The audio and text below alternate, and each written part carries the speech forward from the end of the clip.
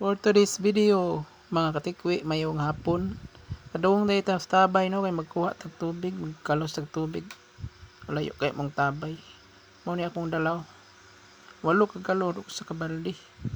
Sahon natin ay pagdala para usar ang kahago. Kung namon gud. May ras kayo tumadala. Dubli pa tong kahago. Mo nang ato ning usahon. Layo kay kabayar ba. Mao din gianana mga tikwi nga kadung sa tabay ug mga palibot niya no. Perti ka bukid.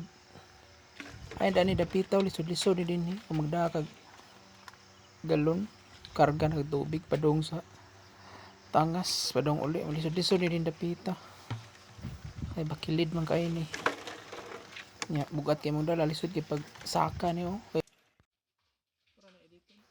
So karon mga katikwi sa kalayo atong gilakaw naabot na gyud sa tabay o nagsugod na ta og timba sa tubig no.